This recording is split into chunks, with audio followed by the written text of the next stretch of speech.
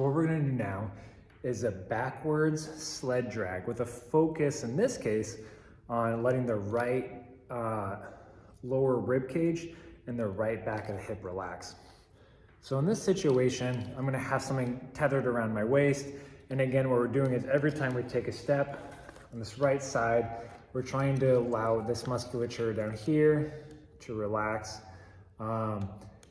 so that we can capture a little bit more range of motion going into internal rotation and hip flexion.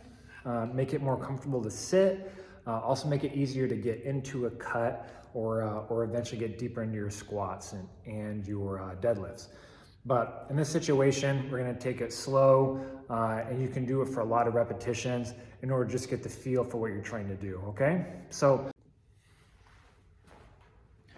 all right, so once I've got this applied to the space just above my hips, so it's not on my lower back, what I'm gonna do is I'm gonna be stepping backwards with my right foot just a little bit. I'm trying to stay heavy as I fall into my inside right heel, okay? And I'm trying to push my leg down, right? Because I don't want to squeeze my glutes right here. I want to fall into it. I'm not crunching into it, literally just catching the inside of my right heel, okay? And then what I'm gonna do is I'm gonna push off this leg and then finish it there.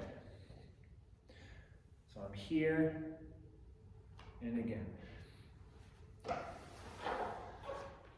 So the arm actions, once I've got the right inside heel back, is I'm reaching my left elbow for the inside of my right heel, and then back. Inside of right heel, back. Inside right heel, back. Okay?